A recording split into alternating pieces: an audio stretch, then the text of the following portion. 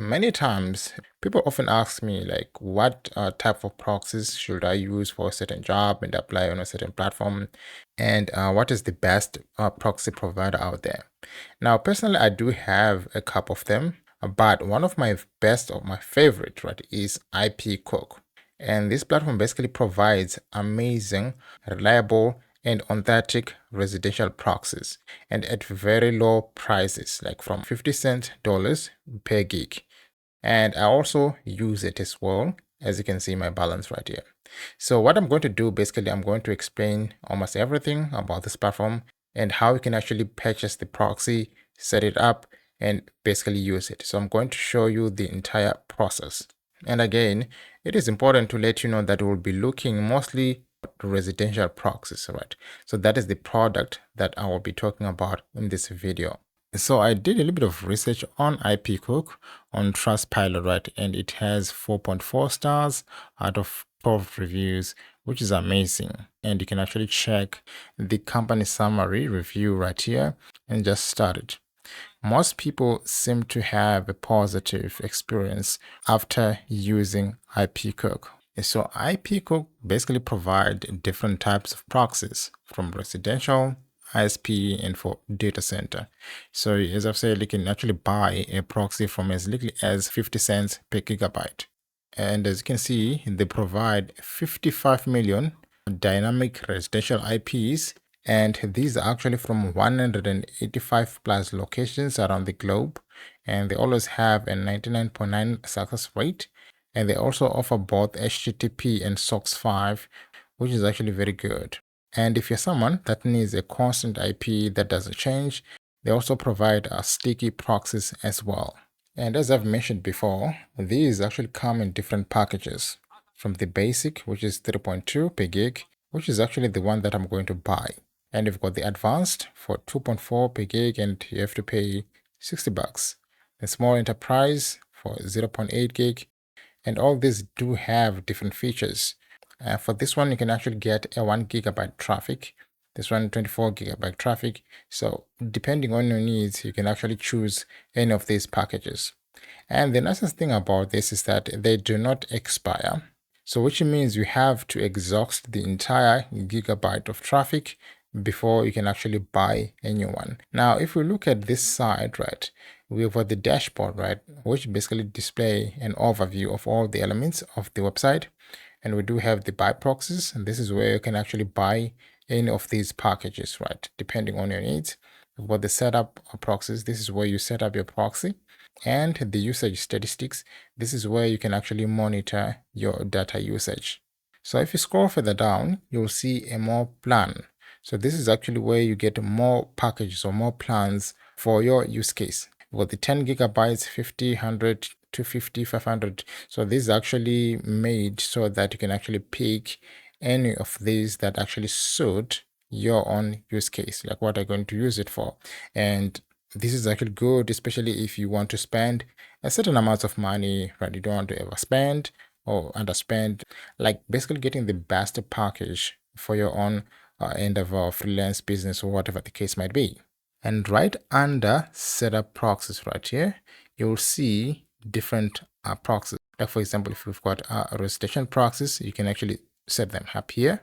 And for ISP, data centers, and things like that. So you can actually search for an order by the ID and the type of the order and also the order date. Assuming that you've actually bought a proxy and you want to set it up, you can come to residential proxies right here, where you can actually enter these details, like the country the proxy is from. And on city or state, you can actually choose either a random city on the country that you've chosen right here, or you want a specific city. Then on the protocol for the HTTP and SOCKS 5. Now for SOCKS 5 is actually good, actually the most recommended, because it uses all different kinds of traffic, like from the applications and the web browser as well. For HTTP, it's good if you want to use only the proxy on the website, right? You don't want to use it on other applications on your computer or phone or something like that. So on the rotation, you can actually choose your IP to be either rotated, like replaced with different IPs, or simply use one IP, which is a static one. And if you choose a sticky IP, you can actually set the time right here, whereby it needs to be active for, like, for example, if you want to use for 5 hours straight or 24 hours, whatever the case might be. And then you have the proxy host name, which you will get after purchasing the proxy. And you also have the port, right? And you can actually add a sub account right here, which is basically one of the things that you have to add before anything, right? So that you can get your username and password. And here you can actually set the quantity of the IPs that you want and also the format as well, right? Once you're done, you have to click on generate right here, and then you will be given a list of IPs right in this section. Apart from residential proxies, you can also set ISP proxies as well. But in this case, we are not going to be talking about this, but we're going to focus more on residential proxies. So on sub account, it is very important to create a sub account for different proxies, right? So that at least you know that which account you need to use for a specific purpose. And also you can include IP whitelist, for example, your local IPs that maybe you want to exclude from being blocked or something like that. Then on the usage states, you do have your main account and cyber account, right? You can actually check the statistics here, like for today, the last 7 days, the last 30 days, and also the date range as well. So assuming that I've bought an IP and I'm actually using it, I can actually monitor the traffic statistics right here. Now for payment, they do accept a variety of payments depending on what you want. They have like the credit card, which is the Visa or the MasterCard. You can actually pay using the cryptocurrency, Google Pay, Alipay, and also local payments. So you can add like the funds that you need depending on the type of proxy that you want to buy. Then you can enter the amount right here. And once you're done, you can actually click continue to pay on this green button right here.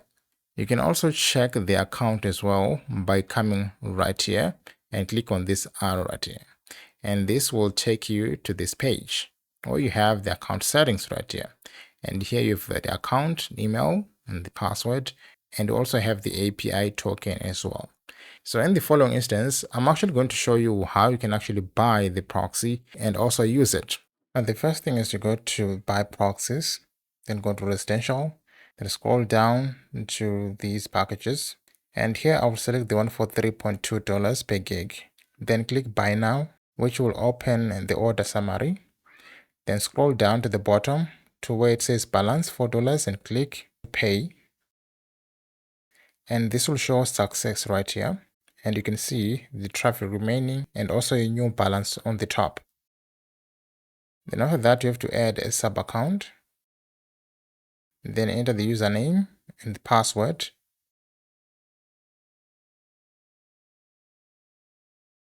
And then allocate the traffic, which is 1 gig, then click save.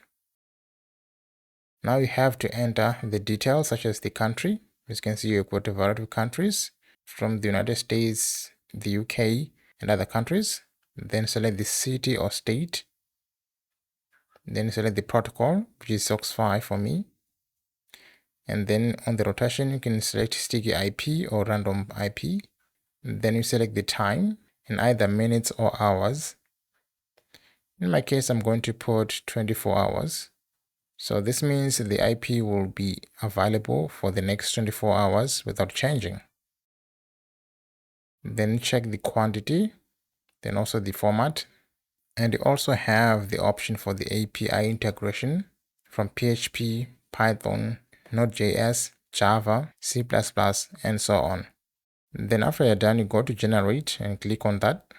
And this will generate a list of proxies that you can choose from. Select either one of them and copy them. So what we're going to do is to test our IP to find out if it works or not. And in this instance, we're going to use Flash ID. So go ahead and Google for Flash ID, download it and install it. And when you're downloading, make sure that you download the version that matches your computer or your system. So in my case, it will be Windows 64. After downloading, make sure that you install it and then create an account. So in my case, I've already have an account.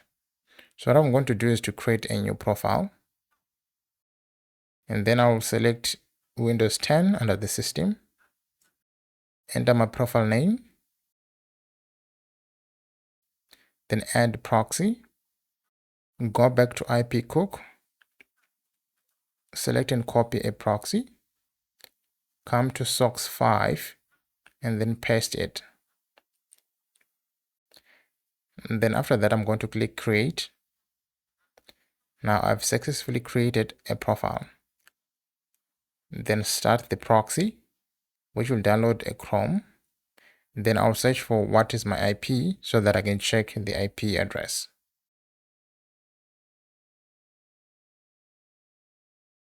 So as you can see that my IP is from the United States, which means it works.